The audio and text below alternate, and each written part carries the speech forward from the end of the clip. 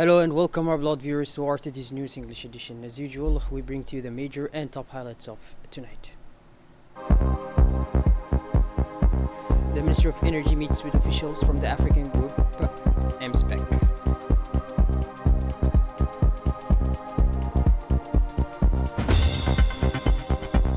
The Ministry of Labour holds its fifth consultation meeting. Ministry of Labour. And on the international scene, World Food Program, more food aid has reached Gaza since the ceasefire, but needs remain immense and winter rains threaten shipments. Those were the major and top highlights. Welcome back to our newsroom, our beloved viewers. On the sidelines of the Dubai mining exhibition, the Minister of Energy, Mr. Yunus Ali Ghedi, met with representative of the U.S. Group, MSPEC, the American group, to discuss the establishment of hydrocarbons analysis laboratory in Djibouti. The meeting, part of the government's broader strategy to strengthen oversight of the quality of imported petroleum products, emphasized the need to ensure that fuels meet international quality standards to protect consumers. The Environment and Vehicle Performance, a partnership agreement between AMSPEC and Djibouti International Hydrocarbons Company, was signed, including a work plan and a timeline for phased implementation. The project is intended to strengthen national controls over petroleum products passing through Djibouti's ports and destined for domestic and regional markets. Continuing his inspection mission for Hajj 2026, the Minister of Islamic Affairs and Endowments, Mr. Mumin Hassan Bari, visited the holy sites accompanied by a high-level official delegation after participating in International Hajj Conference. The field visit highlights the Ministry's significant progress in organizing pilgrimage services and underlines the Minister's personal commitment to ensuring the welfare and comfort of Djiboutian pilgrims. In Mina, the Minister inspected the tents and focused on improving accommodation conditions during the days of Tashriq, reviewing new facilities that include a separated air conditioning system, a key initiative to ensure greater cooling and comfort in extreme weather. To facilitate prayer attendance, the Djiboutian mission has contracted buses to provide continuous transport between pilgrims, lodgings, and the Grand Mosque. These measures form part of the Ministry's continuous improvement program launched in 2017 and reflect efforts to deliver dignified, safe, and comfortable pilgrimage services for Djibouti's pilgrims.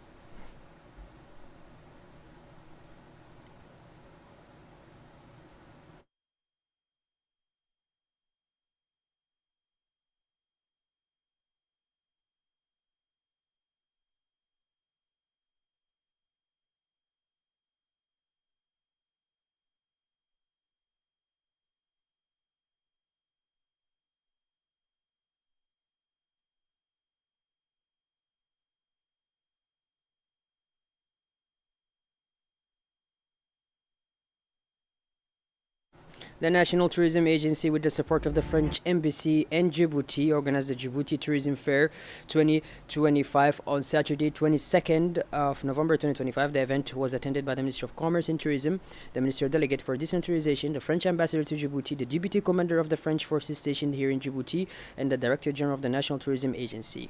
The fair aimed to showcase the richness and diversity of Djibouti's tourism offerings by giving tour operators, travel agencies, guides, camps, hotels, restaurants, and artisanals a platform to present their products and services. The objective was to inform residents and visitors about the variety of tourism experiences available in Djibouti and to strengthen exchange and collaboration among sector professionals and institutional partners. The ANT reaffirmed its commitment to sustainable, inclusive tourism and announced plans to hold the event annually to support operators and promote Djibouti as a tourist destination.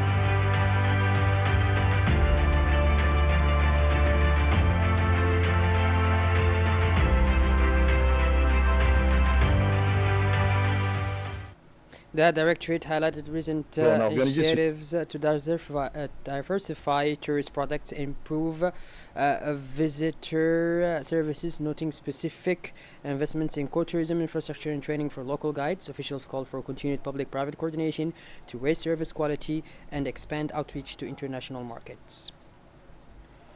The French ambassador praised the collaborative work between France and Djibouti on tourism development and pledged continued support for capacity building programs aimed at professionalizing the sector, improving cultural exchange. The minister underscored tourism's economic potential for local job creation and called on stakeholders to accelerate efforts to develop community-based tourism products that benefit host communities across the country. A high-level Djiboutian delegation led by the ambassador Dayadin Ba Makrama, Djibouti's permanent representatives to Saudi Arabia, participated in the 11th Ministerial Conference of the United Nations Industrial Development Organization for the Least Developed Countries, held on 22nd of November 2025 in Riyadh.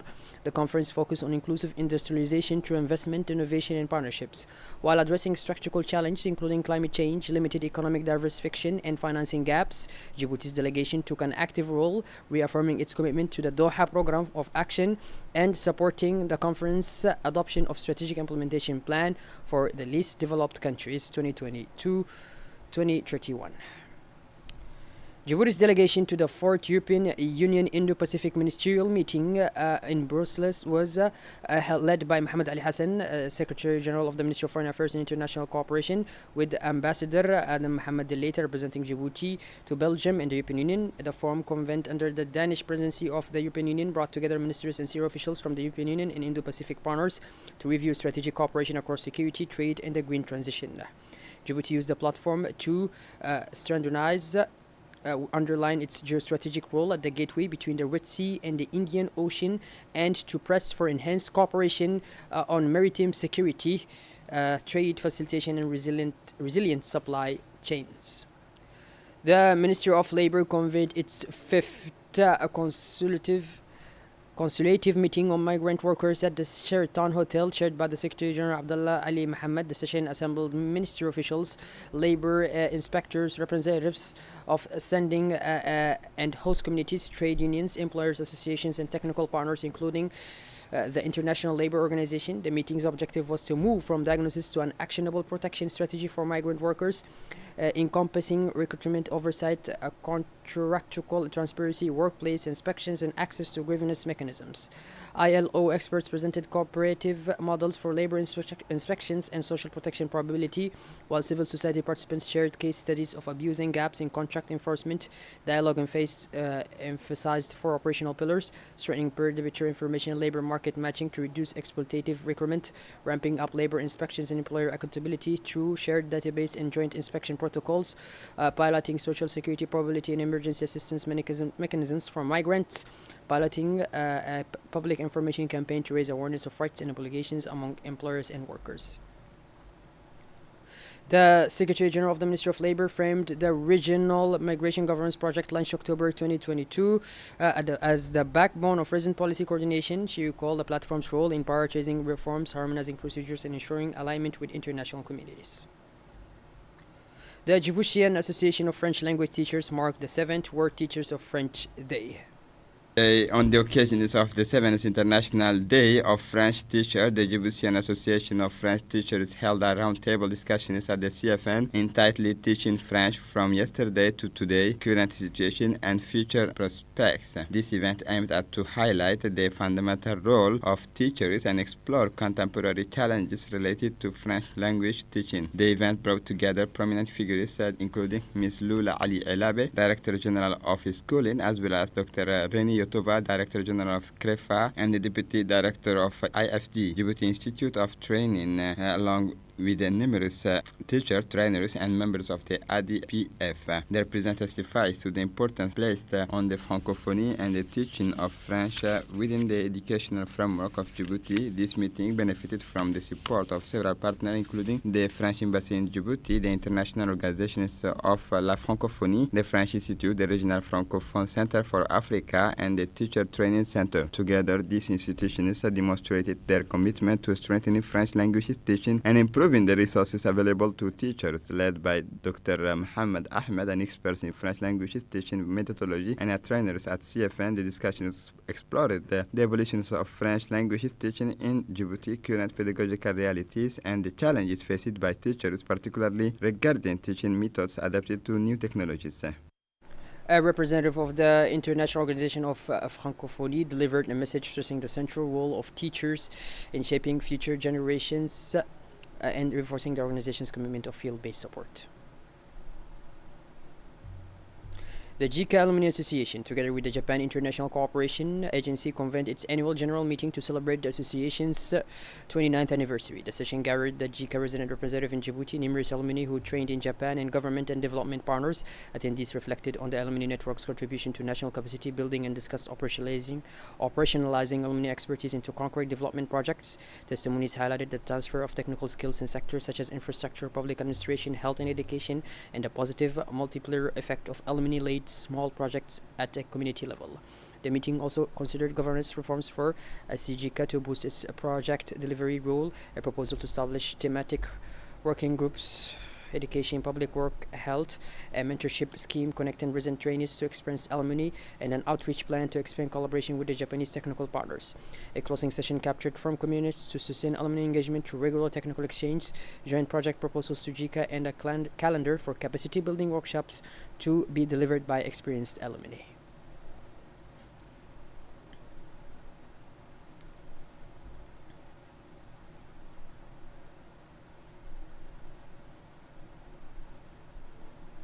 Speakers from CJICA underscored the historical ties linking Djibouti and Japan and noted the alumni network's expansion to over 800 former trainees. They framed the association's mission as a twofold, supporting JICA's program objectives and mobilizing local expertise to implement community projects that reflect Japan-Djibouti friendship. Participants' reaction across events underscored a common theme. International partners are only as effective as their capacity to produce tangible local-owned outcomes. Representatives from government, donors, and civil society highlighted success stories where training, institutional reforms, and targeted financing coveraged, while also pointing of gaps in coordination that can blunt impact. PLA, in partnership with the European Union delegation, organized workshops at the People's Palace aimed at strengthening civil society's role in social and economic development at local governments.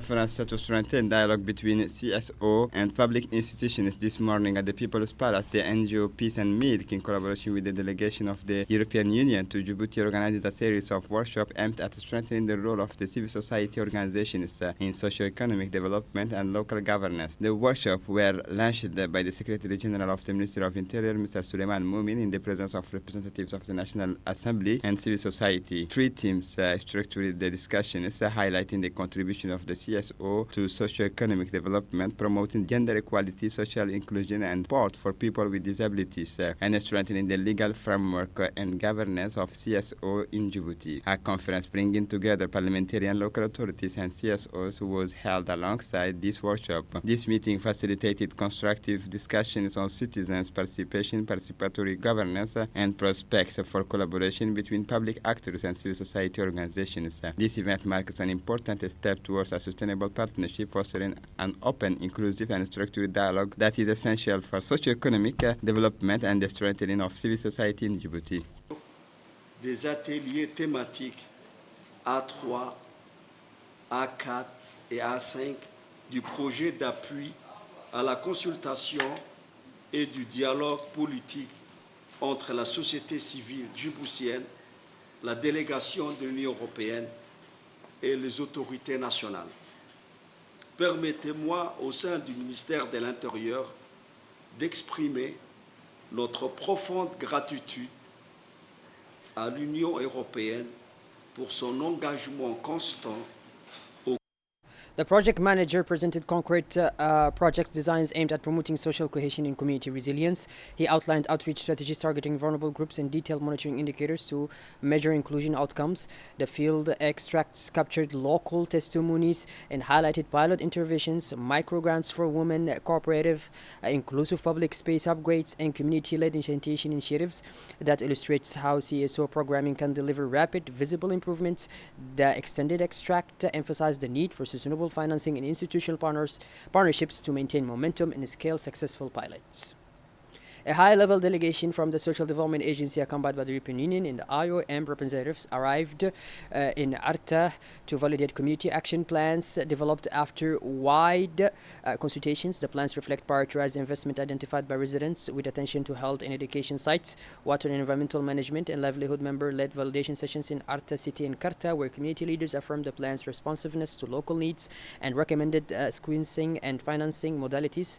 The delegation committed to mobilize IOM technical support and European Union co-financing to accelerate implementation, while the Social Development Agency pledged to coordinate on procurement and local contracting to ensure community participation. The segment highlights the participatory process and intention to move rapidly from planned validation to the initial launch of the project. In a statement, the president of the Arta Regional Council applauded the inclusive process that preceded the validated plans and underscored the importance of local basic services. In Sharta and Arta City, he noted the community's insistence on linking small infrastructure works with longer-term socio-economic measures. The director of the National Agency for Community Development closed the Arta validation exercise, praising the solidarity and commitment displaying during the training days. He thanked IOM and European Union partners for their financial and technical support and reaffirmed the agency's role in shepherding implementation, monitoring results, and scaling successful pilots. The East Africa Academy in Djibouti launched its first youth tournament for the 2025-2026 session to mark Universal Children's Day in partnership with CAC International Bank. About 260 children aged 3 to 18 competed across 7 age categories at the Guled Stadium, with partners and community members in attendance. Matches combined sporting competition with activities promoting healthy lifestyles and youth engagement. All participants received medals, and the top 3 teams per category were awarded trophies provided by CAG Bank. The Academy announced plans for regular youth training programs, summer sports camps, and the next tournament scheduled for the second week of January 2026, which will include members of the Djiboutian diaspora.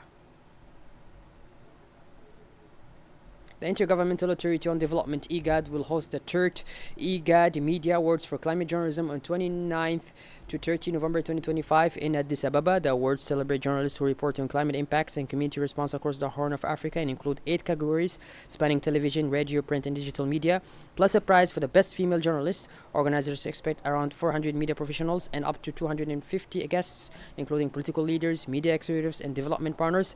The initiative seeks to incentivize quality reporting on climate adaptation and to strengthen regional media capacity to cover environmental stories with technical accuracy and community focus. Shifting gears towards the international scene now, the World Food Programme reports a marked increase in food shipments to the Gaza Strip since the ceasefire entered into force. More details with Muhammad Adan. The food program, more food aid reaches Gaza since ceasefire, but needs remain immense and winter rains threaten shipments. The World Food Programme has announced a significant increase in food deliveries to the Gaza Strip since the ceasefire came into effect. According to the UN agency, this renewed humanitarian access has allowed for the delivery of larger quantities of flour, canned goods, pulses, and ready-to-eat meals. However, despite this progress, the level of assistance remains far from meeting all humanitarian needs, described as a colossal. But teams on the ground, according to the World Food Programme, significant portions of the Palestinian population continues to suffer from severe food shortage due to the destructions of infrastructure, the mass displacement of civilians, and ongoing disruptions to supply chains. Humanitarian convoys are often slowed by bureaucratic hurdles, overcrowded entry points, and inadequate roads within the territory. Well, but these are all viewers, we finally conclude this edition. Thank you for being with us, and make sure to tune in later for more as usual. Have a wonderful evening and take care. Thank you.